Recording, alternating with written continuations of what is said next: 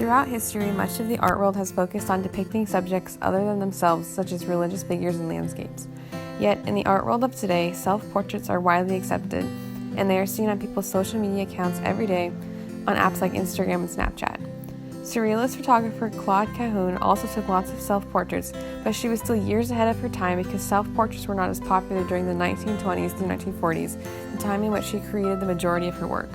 She used these self-portraits to explore her identity and gender fluidity and to challenge the idea that there are two distinctly separate genders.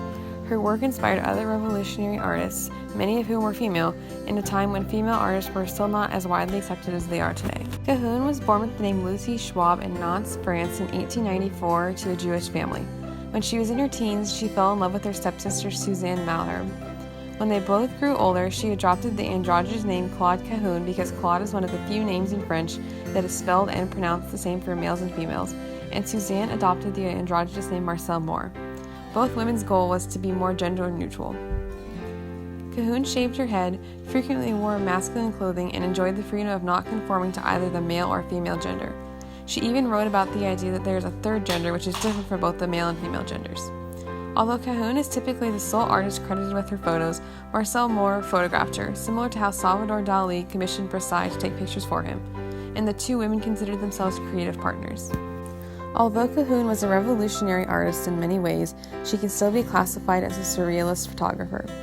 Surrealist photographers often presented subjects that seemed ordinary and recontextualized them in order to create a distorted reality. Many Europeans believed that surrealist photography could be used to present social and political messages in a new way, but surrealist photographers also used their work to put forth personal messages. This is especially true for Cahun, who spent her life exploring her gender and identity, in addition to testing commonly accepted gender norms. As a transgender woman, this was particularly important for her. The first photo I'm going to be analyzing is a montage created by Cahun. Montages were popular with many surrealist photographers, and the trend of creating them spread in the art world during the Dada movement. While there is a lot going on in this particular piece, the theme of Cahun shedding stereotypical gender norms is prominent. In the lower left corner of the collage are two masks of women's faces, and the mask motif was seen in several of Cahun's works. Cahun first became interested in masks due to her participation in experimental theater and her interest in African artwork, but masks had much deeper implications within her gender-ambiguous work. She thought of masks as what people presented to society, which often meant that there were unseen depths of their identity that remained hidden behind them. To her, masks represented conforming to society, which she never wished to do. Therefore, her usage of masks in her artwork is not to cover her identity, but to show why it would be wrong to do so. It was likely intentional that she placed an image of sharp scissors next to the masks so that they could be destroyed at any moment. Furthermore, there are images which suggest Cahun's disenchantment with the female gender, such as the headless female torso with its breast broken off and the headless female body which almost folds in on itself. While Cahun's head does not appear in the collage, which could complete either of the body images, it is not attached to either one of the female bodies, indicating that she does not want to associate herself with them. Her disenfranchisement with the male gender is also apparent, as the faces of the male figures in the photo cannot be made out and they look rather disturbing. Finally, there are several birds located throughout the photo, however, none of them are in flight. Flying birds typically symbolize freedom and liberty, so the fact that they are all grounded indicate the lack of societal acceptance for people like Cahun who wanted more freedom in gender identification.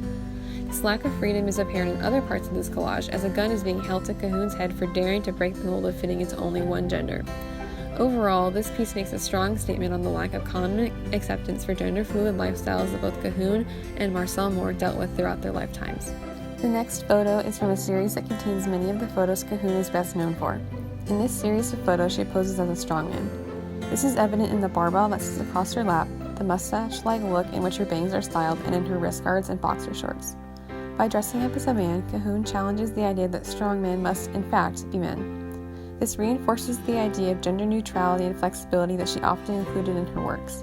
She frequently dressed up as a man, and this look was often featured in pieces other than this one. In this photo, she maintains her feminine status with the hearts painted on her cheeks and heavy lipstick, and by crossing her legs, which is typically how many women would sit in posed photographs. However, the most intriguing aspect of the photo is the message written on her shirt, which says, "I am in training, don't kiss me." While a viewer's first instinct might be to assume that this is a reference to her training to be a strongman, there are other possibilities. As stated by writer Joan Riviere, She could be training to become less of a woman or to become more of one. Cahun flirts with the viewer, nearly giving them a kiss while she proudly thrusts her chest forward. It seems as if she is tempting the viewer to buy into her femininity, when, in fact, she is mocking their interest in her and eroticism in and of itself. She has no interest in giving the viewer anything, and her crossed legs symbolize her closing herself off. The relatively low angle with which the photo is taken compounds the intimidating effect she gives off. The message on her shirt further denies the viewer by telling them not to kiss her despite her false seductiveness.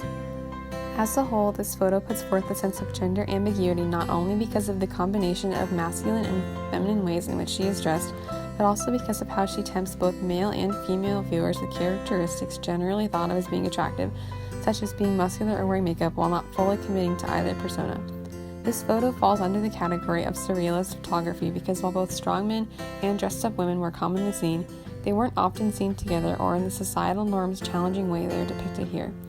Therefore, they are yet another example of everyday things whose ordinary natures are transformed into something different by the photographer.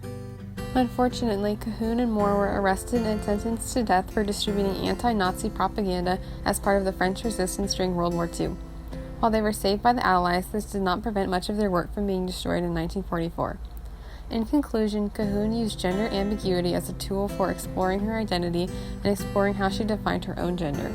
While many things about Cahun, her work included, now remain a mystery, she was and still is an inspiration for other artists such as Cindy Sherman and Gillian Waring, who have looked to challenge societally accepted gender norms, particularly those that negatively affect women. Many art historians look back on Cahun as a starting point for exploring gender-related topics in photography and art.